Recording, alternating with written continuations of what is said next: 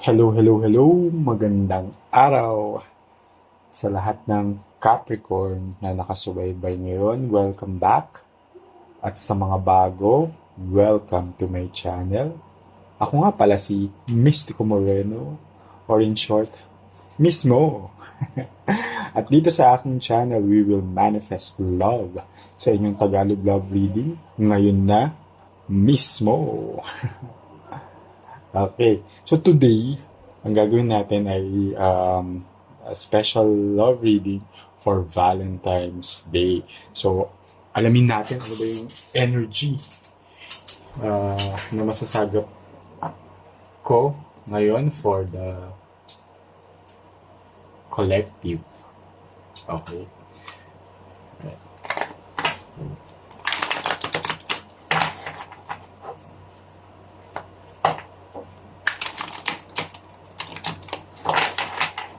So habang binabalasa ko ito, una, I hope that the reading will resonate. Pero kung hindi, huwag natin pilitin. Una, dahil collective reading ito, so it may or may not resonate sa inyo. Pangalawa, yan nga, depende ito sa masasagap kong energy ng mga Capricorn. Diba? So, kung gusto niya personal reading, pwede rin. Nasa description box ang aking email address. So, just message me. And, supportahan niyo naman po ang aking channel by liking this video. Okay? Ayan, so, share niyo na rin sa lahat ng Capricorn na kailangan ng guidance. Okay? And please subscribe to my channel para mag-grow siya. Ayan. And hopefully soon mag-improve na yung aking setup. Comment na rin kayo below kung nag-resonate itong reading sa inyo. Oops. Okay? So, kamusta naman sa inyo mga Capricorn? Valentine's Day na. Ano kayang ganap? No, meron kayang sorpresa? Alamin natin.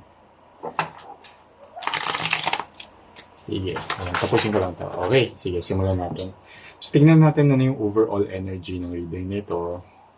Buksan ko yung second card. February Friendship.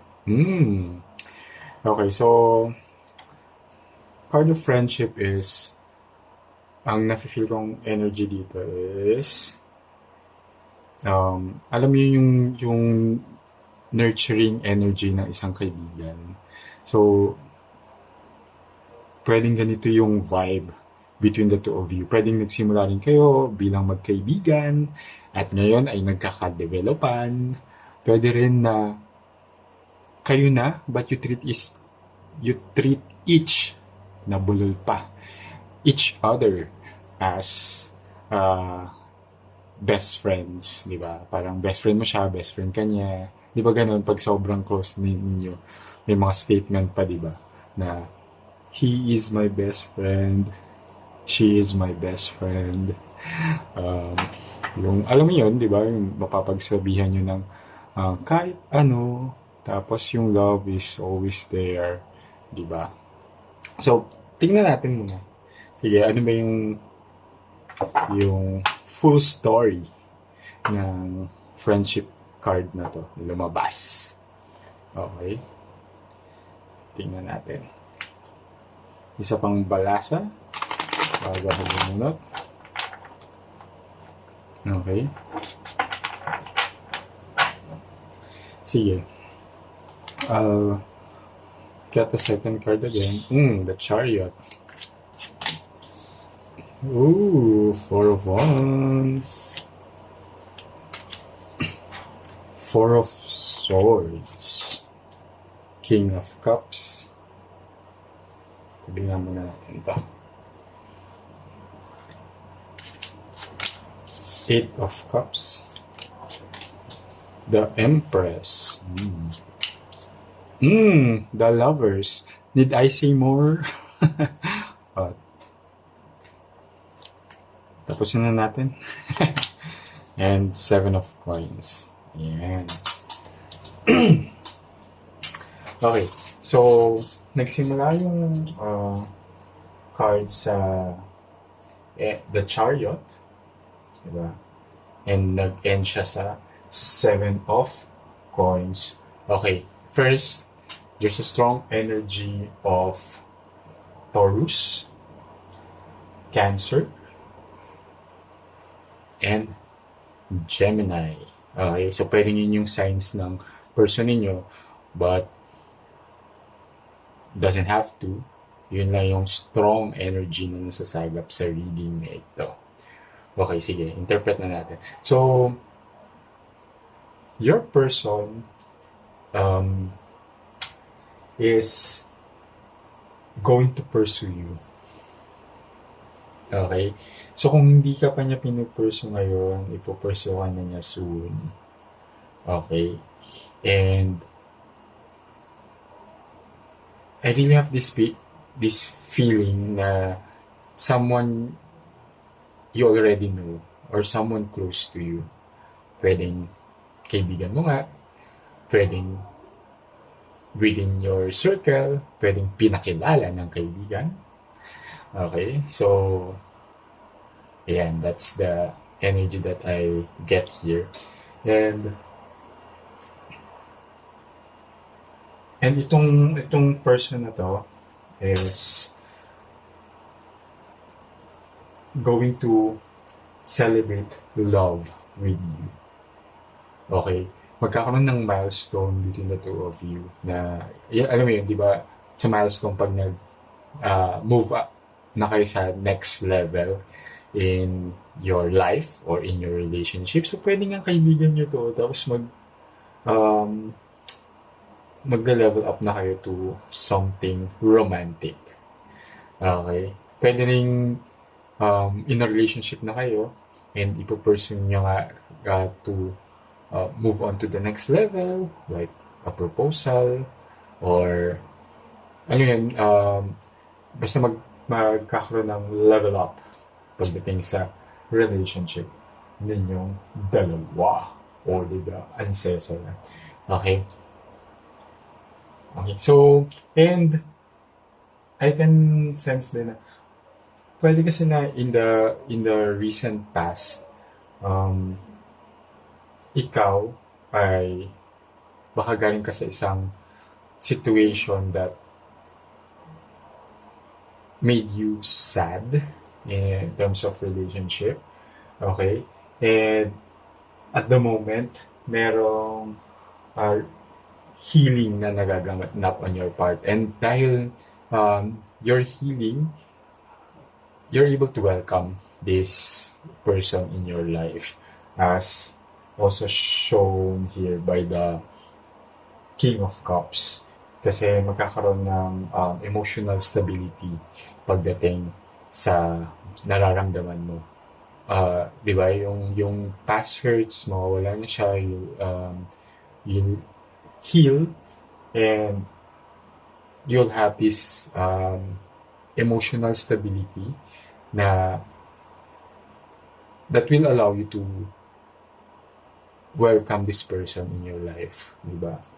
And the same thing as it also represents din the emotional stability ng person mo.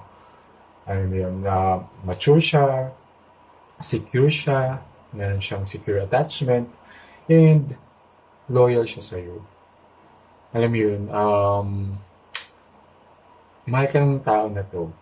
And this 8 of Cups is the universe telling you to really let go and walk away from the past hurt. Para ma-welcome mo, para ma-embrace mo itong nurturing love. The care, the love, the alam mo yun, yung abundant love na kayang ibigay nitong person na to sa'yo. Okay? Kasi, no? From this nurturing love, it seals this reading with the lovers. Okay? So, mahal ka niya. And sincere siya. And totoo yung pagmamahal na yun na nararamdaman niya sa'yo. Okay? So, it's time for you to let go of those past hurts, those past um, um, feelings, di ba, na nakakasad, di ba? Alam mo sa sarili mo din na naghihil ka pa, pero alam mo rin na maghihil ka fully soon. Okay? And embrace mo lang to. Kasi mahal ka ng tao, di ba? And aalagaan ka niya. So, push na yan. Push mo na yan. Okay? Huwag nang mag-alinlangan pa. And this Seven of Coins is, dahil nga you're still healing and you still have to fully let go of the past. Diba? Medyo magkakaroon ng slow growth lang when it comes to the love na nabubuo between the two of you. May lang, syempre, parang hindi siya yung agad-agad, medyo slow-paced yung mangyayari. But it will happen. Okay, but let's clarify. Okay, ano ba yung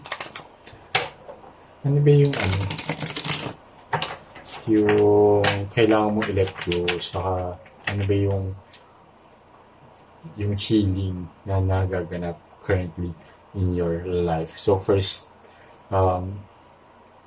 what's stopping you, diba? Tingnan natin. Second card, Knight of Swords. Okay? So, si Knight of Swords, okay, siya yung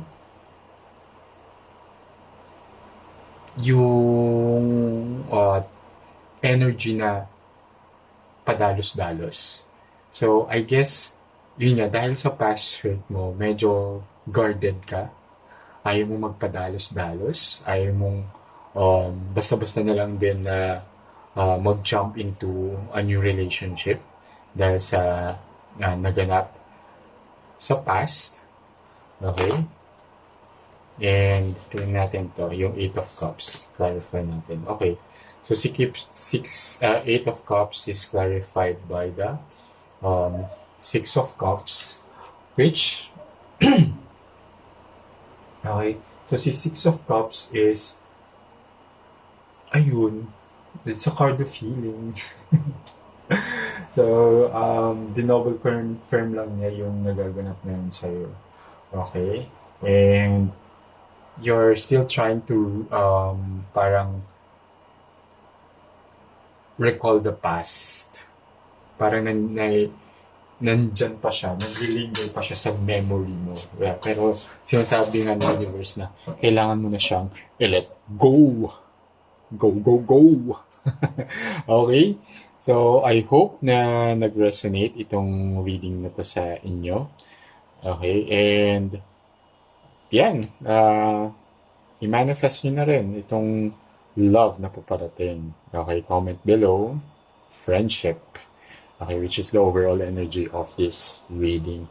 Kita-kits sa susunod pang reading. Muli, ako si Mrs. Tico Moreno at abangan ninyo muli ang mga susunod pang love reading dito lang sa aking channel mismo.